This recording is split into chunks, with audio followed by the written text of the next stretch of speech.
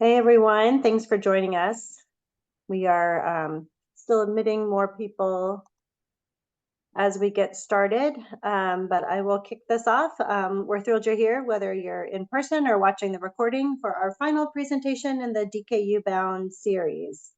I'm Jennifer Bailey, Director of Enrollment Services for the DKU International Enrollment Office. I am in Durham, North Carolina. Please feel free to put in the chat where you're from. And with me today, I have Professor Selina Lai Henderson and DKU students Anji Narayani Imani and Miguel Gomez. I will ask them to please introduce themselves, and then we will get started with the presentation. Although before we do that, I do have a quick note to say, please give your attention to the presentation and save your questions until the end. And then at that time, you can post questions in the Q&A section. Okay. Please go ahead, speakers, and introduce yourselves. Hello, everybody. I'm so excited to see you at this time. I'm Professor Selina Lai Henderson. I am one of the earliest faculty that joined DKU back in 2018.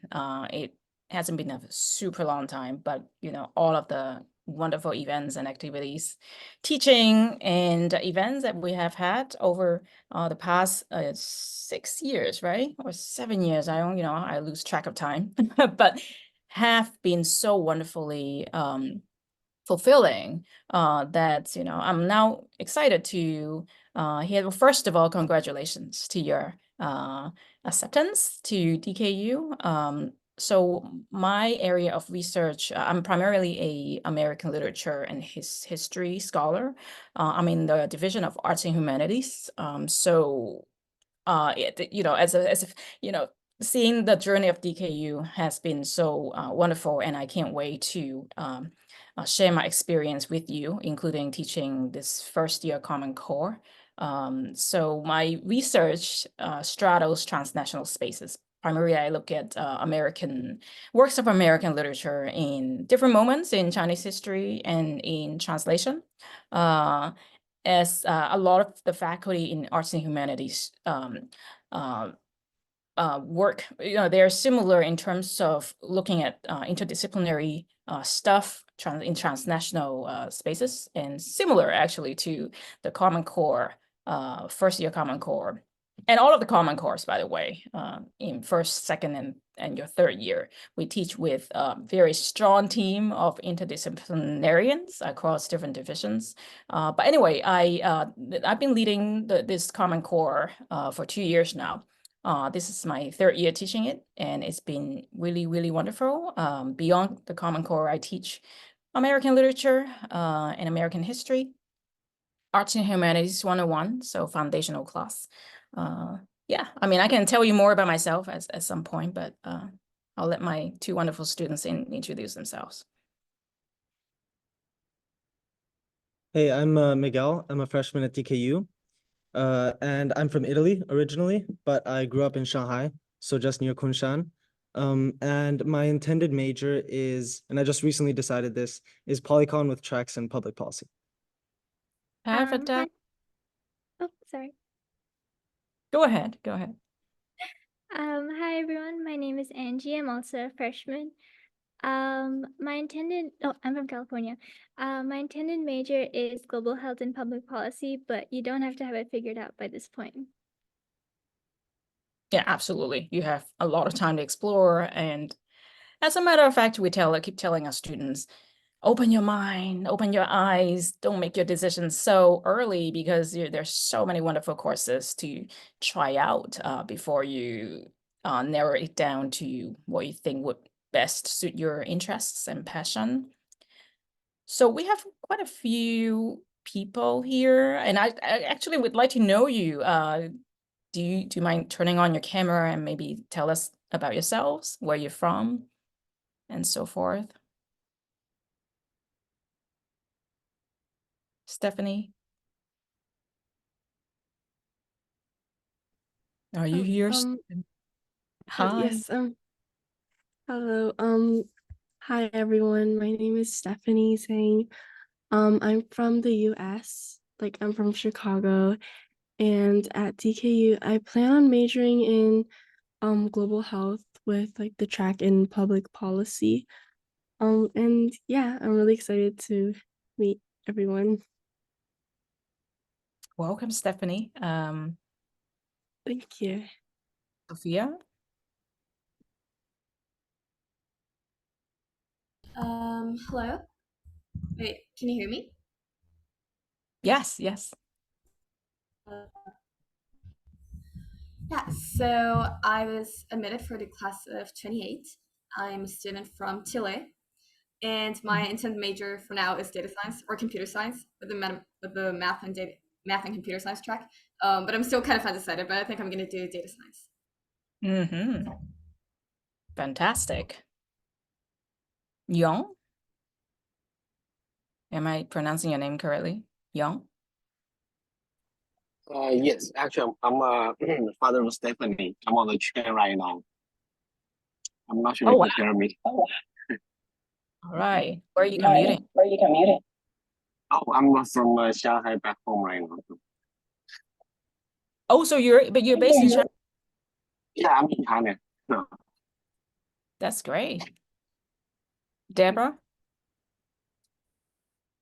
Hello, I'm from Zimbabwe, and my intended track is economics, but I'm really curious about environmental science and renewable energy as well. So I'm not 100% sure. Yeah, and it's lovely to meet everyone. That's great. Not 100% sure is what we want. Emily?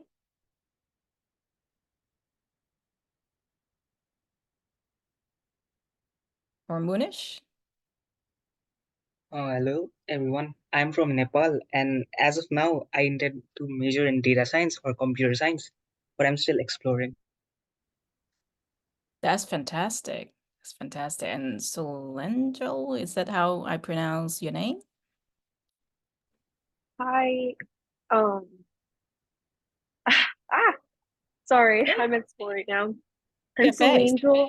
I'm from Texas, and I'm really into like global health in the public policy area, but I'm definitely open to like trying more and seeing what else there is. Yes, that's yeah, definitely. You're in for a fantastic journey ahead at DKU. We have so many wonderful courses. As a matter of fact, or you may have already heard it a million times, right? That DKU, nothing is disciplinarily bound. Everything is almost like a dual major in and of itself, because there's so many conversations that cross divisions, disciplines, and we're all about transcending boundaries and challenging those borders. And so now here, let me share my screen. Does it work? All of a sudden, I can't really see people, but yeah, okay, there you go. Is it working? You see the screen? Yes. All right. Yeah, that's great. So I was telling Jennifer that I'm instead of a more traditional sample class, I'm gonna run basically spend time giving you an idea of what the Common Core is about, because so first of all, the Common Core curriculum, which all of you have to take once you enter DKU in your first year in spring, section 3 and 4. It's a big class, right? But then we have a team of about 10 faculty, I think, next year from different divisions. We all do very different things, by the way. But we all talk about, we all teach with the same set of material in fascinatingly different, from fascinatingly different perspectives, and in ways that really demand our students to think beyond specific disciplines. So now the thing is that because this class, it's very, very dialogue based. So you come into what we call a recitation session, which is more or less basically discussion, like seminar style type learning environment. And students have to already have read the readings or watched some of the recorded videos that we make. across 6 weeks, leading to our final project in week 7. And so it will be almost impossible to give you a sample class without you reading those materials. So rather than doing that, I'm gonna give you an overview of what are some of the things that are unique to this particular Common Core. And then I'm gonna have my previous 2 students, wonderful students, share their experience back in section 3, taking G China 101. So, oops, let me. So I mean, China in the world, it's a very unique course because we engage a lot of discussions on China's role in the world, and very often also what the world is in China. So one thing I do want to point out that will be really exciting for you coming into China is the kind of shock that you're going to experience as a first-year student coming into a radically, I would imagine for a lot of you, radically different space where you have a very international campus environment, and in a classroom sometimes with 30 to 40% international students. And when we talk about international, it is, over 100 different countries. Right, or more than 120 different countries. Jennifer has a better answer than me in terms of how many nationalities and countries our students are coming from. So the question is, how do you navigate this very complex intercultural environment, and particularly in China?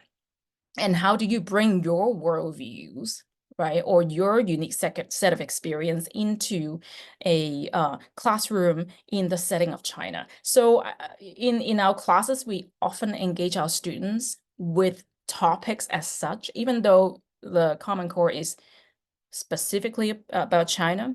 We bring in a lot of conversations, especially by encouraging our students from their own background to engage with questions such as gender, right, ethnicity, race, China's engagement with developing nations and so forth, with your own set of perspectives.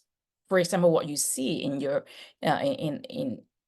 on the media in your own country, and what is your perception of China, right? So these are very, you can consider very broad questions, but at the same time very specific in ways that are meant to invite your personal experience and perspectives into a classroom that is meant to challenge existing your own set of assumptions or each other's understanding of each other and in China. If you can look at this set of key questions, right, it really comes from, it asks question from a broader world perspective to a more personal, on a more personal scale. Right, you can see that we ask questions such as, why have engagements between China and the world been fraught with tension and misunderstanding, right? And what kind of misunderstanding, for example, what kind of tension? And under each of the modules, which I'm going to introduce in a moment, is that we constantly, we ground our discussion on that particular theme in ways that bring out some of the nuances in those in regard to those misunderstandings and tensions. So as a way, you can view our classrooms as a space of negotiation, right? Of kind of dialogue on how to communicate our own understanding of the world and of China. Second question is then, how can people across the world collaborate to solve key global challenges? It's about problem solving. It's like, so we ask the why and then how, right? And then when it comes down to the more personal level, is how do you make decisions in your life? After absorbing all of the knowledge and with real practical experience with your classmates, while immersing in your extracurricular activities and in the dining hall in your own dormitories, how do you make decisions in your own life that contribute to a better world? I mean, in G China 101, we often engage students in questions about world conflicts. What would you play as an why does it matter to you, right? Personally, basically, and what does it mean when you take responsibility with pursuing a set of beliefs, for example, or ways in which that you think that you can potentially change some of the dynamics starting from within, right? And then into your immediate circle, and then internationally back to your home. I think it is this kind of transformative experience, right? I'm almost like talking about your DKU life, just generally, in conjunction with G China 101. So these are some of the questions that we asked as we go through the curriculum, which straddles 7 weeks. Why is it called Common Core? Is that it's quite obvious, is that we come together for an experience that's unique to this particular class. So it's an intensive class, but also it's thoroughly exciting because, imagine the entire cohort coming together. So we have section 3 and section 4. Yeah, Miguel and Angie, do you remember how many students are there when in your section? In the plenary. But in the plenary, it was pretty evenly split 50-50 between the two sessions. I think so. Yeah. So around Like 150-ish, maybe 160. Mhm. I think around 150. Give it. Yeah, it's up to about I think 190, between 150 and 190, yeah, per section. So you'll be in a auditorium with your professors on stage, having a dialogue, right, with each other on the readings.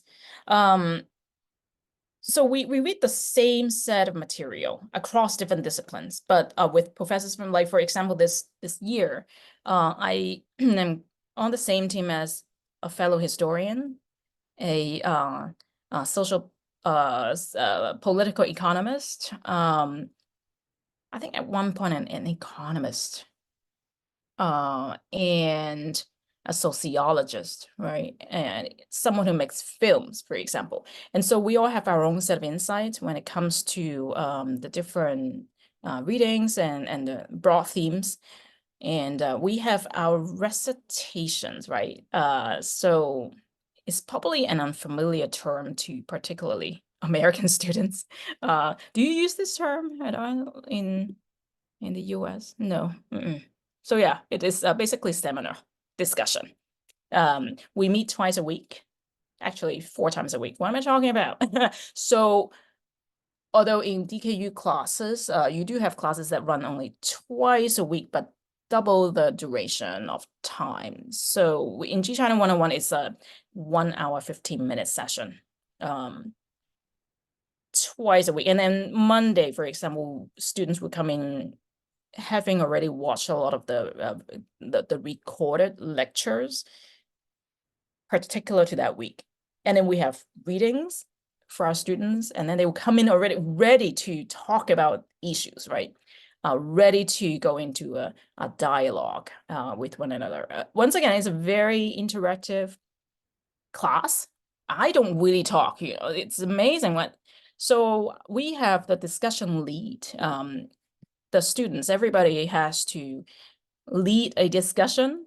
Remember, Angie, you remember? In your own team, you have to basically the professors sit back and relax, not relax.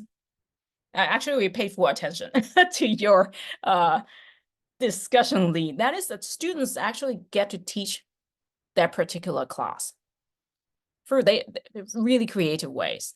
Through a lot of technology used that I am not even aware of, right? This is really, really amazing. I'm learning a lot from my students, by the way, from this class, because they take the role of a teacher.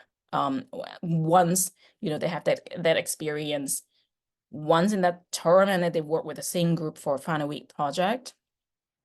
And then they get to rotate and learn from their other students. So by the end of the class, everybody will have met each other. and everybody would have met someone from a very different background.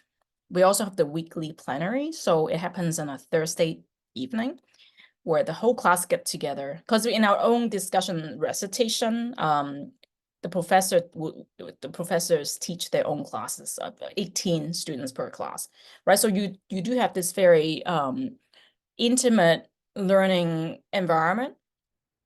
And then going into Thursday evening, we have that plenary where everybody comes together. All the professors, all the students will discuss the weekly readings, and also it's more like a talk show, right? The professors will ask each other, "Hey, Professor Wang, what do you think about this reading?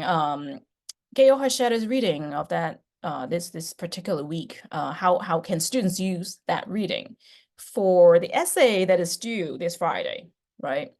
And so I guess from a very practical viewpoint, that the common core experience comes from this particular setup of shared reading material, a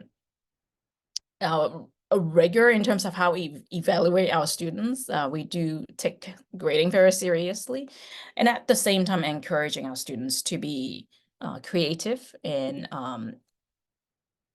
having fun, more or less, as they learn. So next year, the 3 modules will, so you're gonna come in next year learning with these 3 broad modules, and each module runs for 2 weeks. So you have week 1 and 2 learning about ethnicity, basically late China, the Manchu Empire, how a minority population came to rule the vast majority Han population for about 300 years. As a way to understand how the formation of Chinese ethnicity or ethnic categorization change over time, right? So this particular module is very historically based. So you get to read primary material, historical scholarly works, an edict from the Qianlong Emperor. So you do get to read very kind of rare material that you don't normally read in your high school curriculum. And then moving on into the gender module, we have week 3 and 4. So what's very exciting about the gender module, as with all these the other 2 modules, is that you have to write an essay. So it's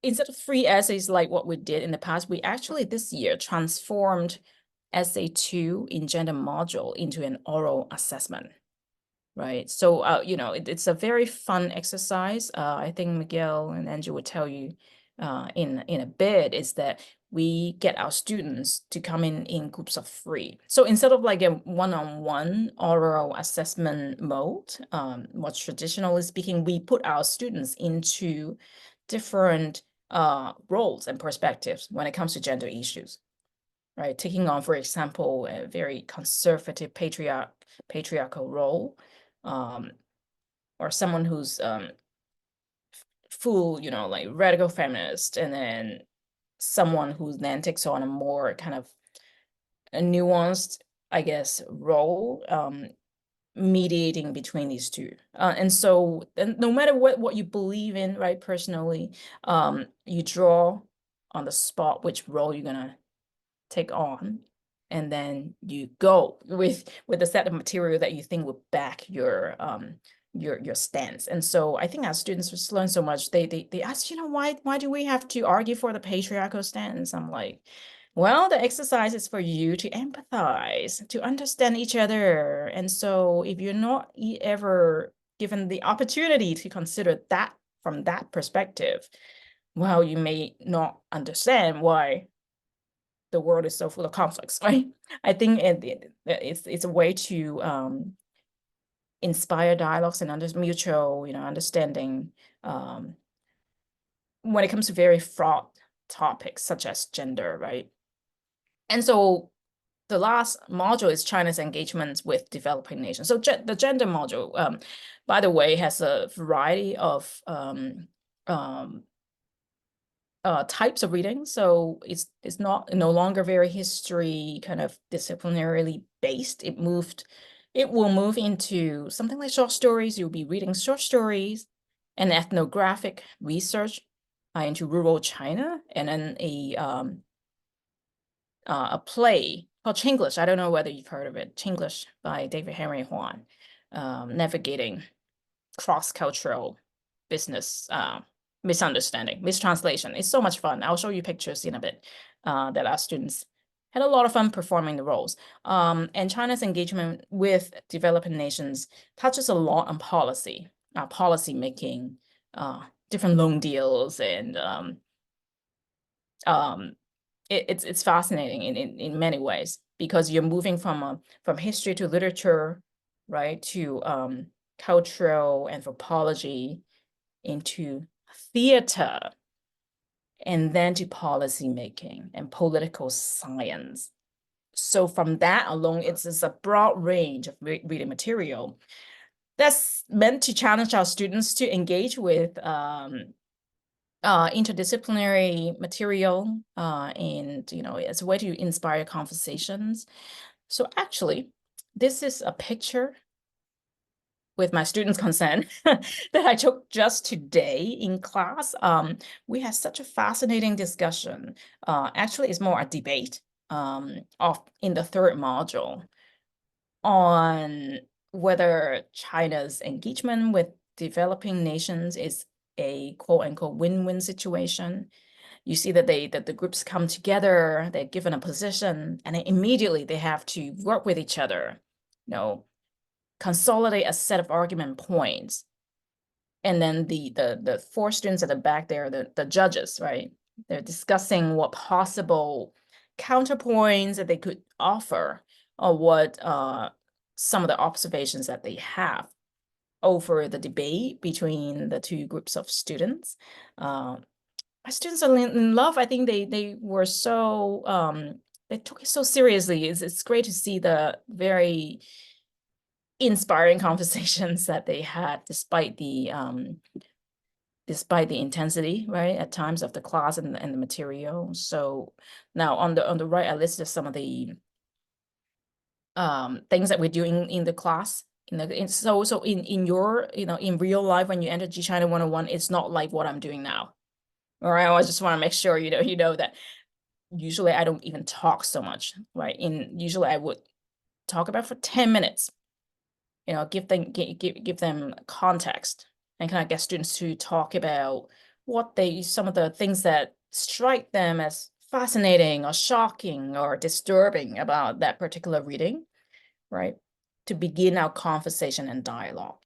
And then I put students in groups soon after that for them to perform a scene, do a role play, get into a debate, or put them into a think tank, or put them in groups to prepare for their sharing their thoughts in the setting of what would resemble a world convention, right?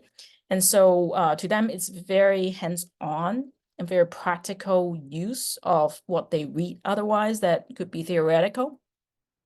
And so this is what we find really to us too, right? To professors too, kind of unprecedented in terms of like this pedagogy, because we encourage active learning, experiential learning, by turning the readings into real life scenarios, and put yourselves in that shoes and person's shoes, and then think about how you would, for example, if you are to represent Sri Lanka, how would you negotiate, right, with Chinese companies about the Belt and Road Initiative? Do you have agency? What kind of bargaining chips do you have when it comes to thinking about the broader set of advantages or privileges or help that could help your own people? So usually students come up with fantastic ideas, using materials, right, from the class to back their arguments. So here I have an example of our weekly plenary. All the professors and students gather in this big auditorium to share our thoughts on the readings. Usually it's kind of divided into two sections. The first is always to kind of recall the readings of the week. And this is the fun part, because you see the professors are from different backgrounds, and then they, for example, if I teach a particular reading on by a historian, I will be really interested in hearing what my fellow social scientists, would say about this particular piece on history, right? Or when I teach Chinglish, I do translation, right, in my scholarly inquiry, and so I'll be very intrigued by. I've been intrigued already by my political scientist colleagues' take on a play written by an Asian American playwright, right? So this is where interdisciplinary magic comes to life. Is that when we interrogate the same piece of reading, but because of our disciplinary trainings, we study our PhDs for like 5-6 years within one discipline in a department, and all of a sudden we are encouraged. We are almost forced to think beyond our confine and think about readings that we have never even imagined that we would be teaching, right? So this is G China 101, is that you have a cast of professors who engage with the same set of material from fascinatingly different set of insights and understanding. So that particular part is very fruitful for me, and I would imagine for a lot of the students. And we also spend a lot of time on helping our students write the essays and how to craft a good paragraph, introduction, conclusion, and so forth. We also have a lot of support from the writing studio on refining the language, on how to understand the reading. So we do have a lot of support at DKU on helping our students through a rigorous curriculum and also essay writing throughout the term. This is one example. I'm not going to go into depth, but this is, for example, a sample that we use. We use many different examples from our students' past student papers on how we evaluate and how we standardize among the faculty in ways that ensure fairness. So there's no easy grader or harsh grader in particular. It's not like, oh, one professor likes to give out 70% A's, and then another professor is particularly harsh. So we do have a pretty rigorous standardization process to ensure that what you're learning from this professor is what you'll be learning to a great extent from another professor, or so in other words, we care a lot about the progress that our students make. You get a lot of attention from us when you're at DKU. This is something that's incredible, because once they enter grad school, they're like, awesome, they are on their own. I was telling my students today that after they've graduated from DKU, they feel really lonely because, it's hopping from one environment where you have all kinds of attention from professors to big institution with like 30,000-40,000 people, where professors are so busy. You may meet them twice a year. I don't know, 3 times a year. At DKU, you meet them for lunch, you hang out, you talk about your readings. I try not to talk about readings when I meet my students for lunch. Talk about, hey, let me know if you discover a new coffee shop in Kunshan, or a nice restaurant. Kunshan is really thriving, right? I mean, I hope, from what I heard, is that there are a lot of great restaurants in the area. So we end G China, the Common Core, with a summative project in week 7. It's called China in 20 years, right? So we ask our students to imagine when they are 38. First year students are 18, 17, 18, yeah. So when they are 38, they realize, oh, wow, all of our DKU professors are gone. They decided to open a bar in Bangkok or go practice their yoga in Lumi Island, or you know, retire early, or somebody disappears. I don't know. Just imagine that your favorite professors are gone for something better or less exciting. And then you, on the other hand, have been hired to teach at DKU to revise G-China 101 because things have changed in China in 20 years.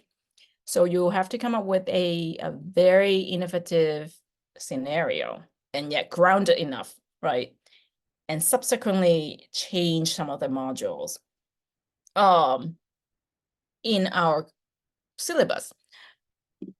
So what I find really, really exciting about this particular project is that students really have to, come up with something conceivably possible, but at the same time, a scenario that would enable them to engage with the top list of topics on the right. This is a scenario that actually, by the way, that one of our professors came up with. In 20 years, there's a tsunami in Indian Ocean. And then the Colombo port and the Hambantota port were both immensely impacted. Oh, by the way, so these two ports are discussed in our module 3 in the Sino developing nations engagement. And so we're using some of the material and help you think about what happened if a natural disaster happens. I mean, nobody want to see that, but it's not entirely inconceivable. So what if it did happen? What if the Bank of Sri Lanka froze the accounts of Indian-owned and Adani ports, and then so forth. So the question is, okay, so here's the scenario. If China became, in that scenario, a place for people to come to reinvent themselves, what kind of issues would arise, right? When it comes to gender, when it comes to ethnicity, that we've already talked about. And what about students having to rethink questions of gender, ethnic rivalries, for example. And so this is a summative project that students think about. I'm not going to go too deep into it. I know I'm running a little bit out of time, but in other classes, my two lovely students, Acting Out Chinglish by David Henry Huan. This is just to show you, giving you an example what the classroom actually looks like. And then 2 more pictures I took of today. They were having a great grand time discussing whether China's engagement with developing nations is a win-win situation. So you actually see a lot of that in the classroom. So by me talking for 40 minutes is just like unthinkable in our normal classroom situation. So I will stop here and let my students share their experience of G-China. They just took my class in section 3, right? Miguel and Angie. Yeah. Hi everyone. So for G-China, this class is kind of defined the semester of our freshman year. Like everywhere you go, our freshman class is talking about, oh, G-China, are you taking G-China? Like, did you do the oral assessment? Have you written the essay? Have you started your essay? Most of the time the answer is no. But it's kind of been like a really like class bonding thing. I'm sure Miguel will agree. For example, like on days that essays are due, like I swear, like the dorms are silent because like people are just like typing away. And then like once it's like 6 p.m., like everyone goes out and celebrates, and it's a really great experience. In terms of in class itself, as somebody who's like really, really shy of like public speaking, it's a really comfortable class environment because DKU, it's such a small like class or cohort that everyone kind of feels like your friend. So speaking in class, participating, it doesn't feel stressful, or I don't feel nervous at all.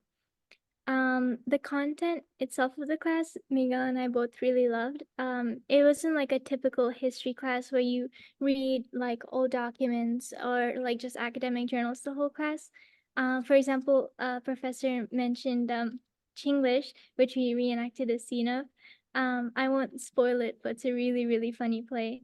And we read also a lot of like feminist like stories of modern Chinese women, which I particularly enjoyed.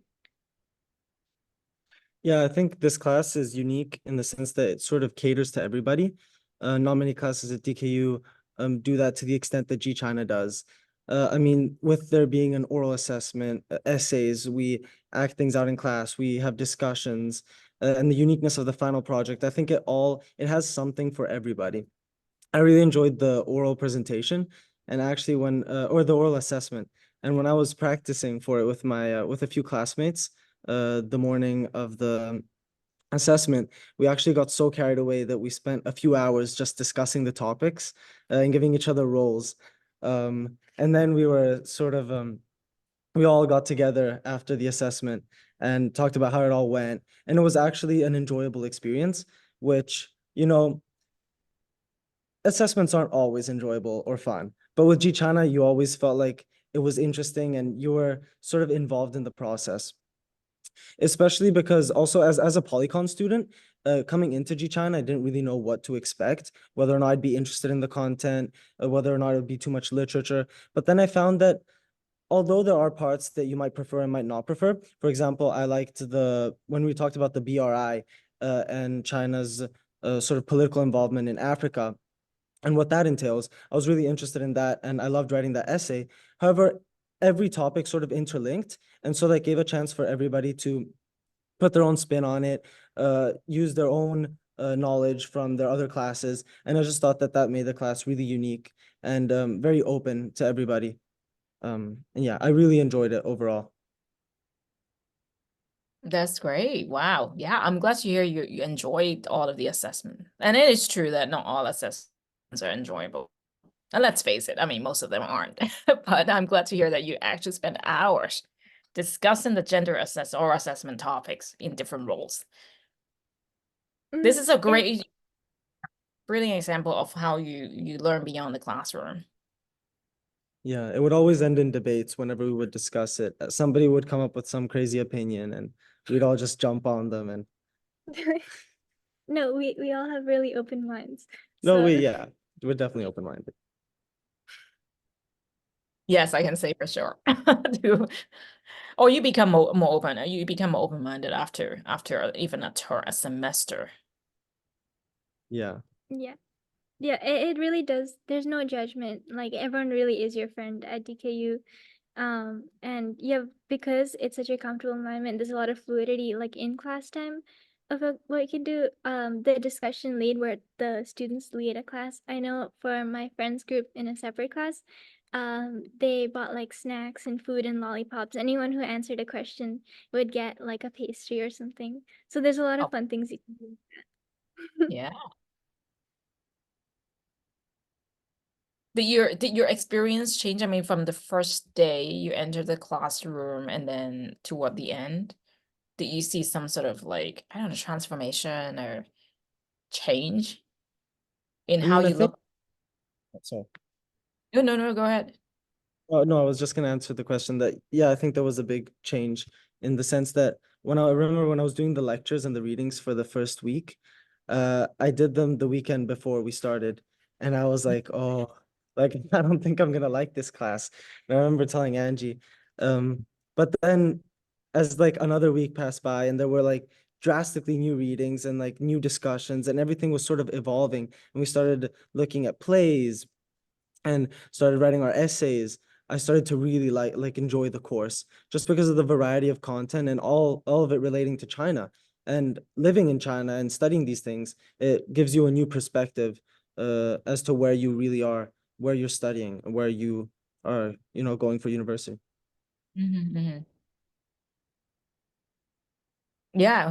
I mean, this is fantastic to hear. It's like in and of itself, the course in and of itself being ever evolving.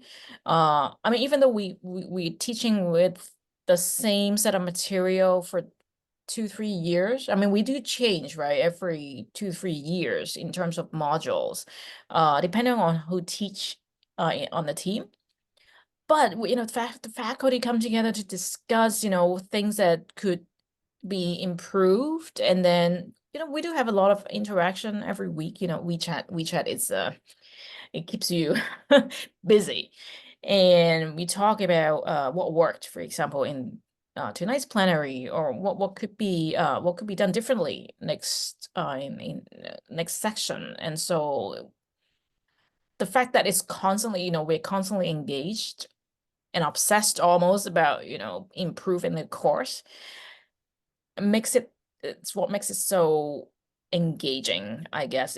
We're not stagnant. I think that the idea that things are ever evolving, it's true of the topic and the core message, communicated in a lot of the readings, like gender as a very fluid concept that is ever evolving through time and space, historical moments, which is the same, to the course itself, in terms of the faculty rotation. Sometimes we have a core group of people who teach in it, and we also have new blood, every year, and so it keeps it very dynamic and engaging in such a way that also help with how the course is done, right, over the course of 7 weeks. And from section to section. Does anybody have any questions? Students, incoming students? Yeah, I think this is a great time to open it up for questions. So for our guests who are here, please feel free to unmute, go ahead and ask a question. You don't have to raise your hand or anything, just go ahead and ask. Turn on your camera if you'd like, but you don't have to, but definitely feel free to, or you can put something in the chat if you're in a place where it's hard to talk, and we will try to get your questions answered. This has been a great, great discussion of what the Common Core class is. Fascinating.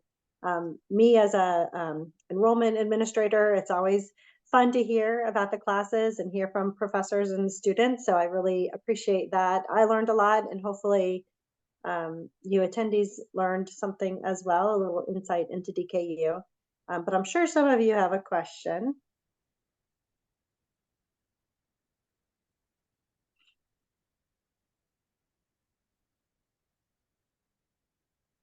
While we're waiting for people, I do have a question for our students. So it was great to hear how you all really embraced the course and the topics and the readings and the things that you had to do to prepare.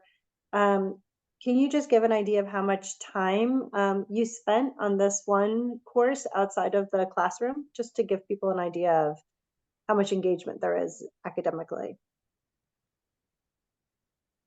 I think prior to every class on Mondays, there was a little more because we had to watch the recorded lectures as well. So I would say 3 hours before the first recitation of the week, and then 2 hours for the next one. But obviously when you have essays to write, which you have 2 essays to write, then you'll have to spend time on that throughout the week too. And also preparing for the oral assessment and the final project. Mm-hmm. And you're balancing that with 1 or 2 other classes, is that right? With 1 other class and Chinese. In Chinese. Mm-hmm. It's very manageable. Yeah. If you organize your time well, it's doable. Mm-hmm. Great. Any of our guests have questions?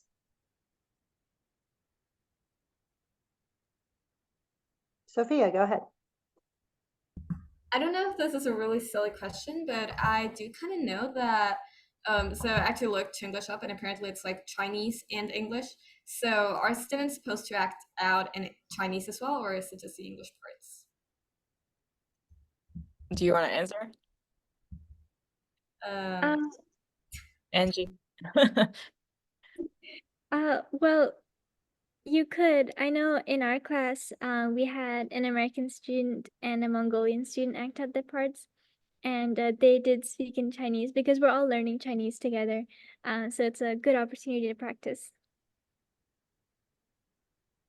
Yeah, there is a pinyin on the in each of the dialogue for the play. So somehow our students are able to perform, do a great job, and that performance is such a highlight every term, because what it's about misunderstanding in between a businessman from Ohio and a woman from Guiyan, right? And so they talk about concepts of love and marriage, and that, going back to the Maoist era. It's kind of hilarious. And then, when our students are performing it, some of them, what's great is that they flip genders, right? And so you'll have a very tall male student performing the role of that Chinese woman from Guiyan, and the student doesn't speak Chinese. And then you have a woman student performing businessman from Ohio, and then the dynamic just changes like that, and everybody has such fun, just taking up the role. It's all about performing that. How do you imagine it? How do you perform? How do you interact with your imagined kind of transformed self right then and there? And our students, it encourages a lot of dialogue afterward, every time. Yeah, thank you. Sounds like a lovely class. Thank you for your question.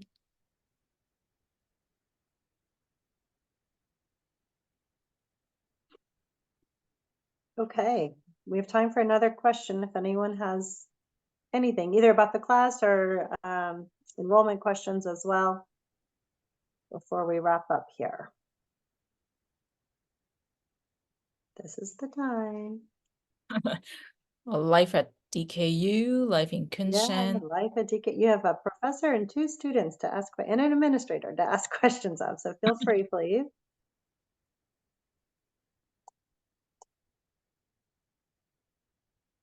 It's really convenient, by the way. You don't even need to drive or anything. We have a very good subway system. It's very safe as well. And do students, I think students sometimes explore Shanghai over the weekend, right? Mm-hmm. Yeah, we go. Pretty often. Yeah, pretty often. There's also bikes on campus that you can borrow and bike around Kunshan. It's really nice. Kunshan is beautiful, isn't it? It's such a pretty city. Yeah. Really beautiful. Kun Park. I love that park. There's like every time I go, there's a new little area to explore. Yeah, the e-bikes are fascinating because you scan the QR code and the bike is yours. And then you can just ride the bike anywhere and you park. There are so many designated spots. I think major U.S. cities have that too, right? Mm-hmm. New York, San Francisco. Yeah, that is fun. I'll be there in August when we welcome our new students. And so I'll put that on the list of things for us to do, is explore Kunshan with the bikes. That sounds like fun. Yeah, we have a lot of like ecological parks and really beautiful like natural areas, like walking distance from campus. Oh, Yeah. Take a breather. nice. Mhm.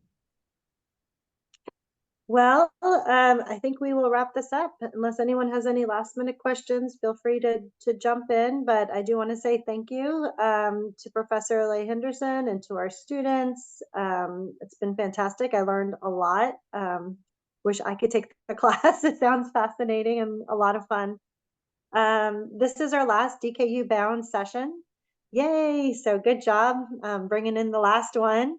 I know a lot of students will watch the recording. We still have, gosh, a week from today is decision day. So for those of you who are still facing the college decision, please know you can reach out to any of us at any time with your last minute questions. We're happy to talk with you or your parents.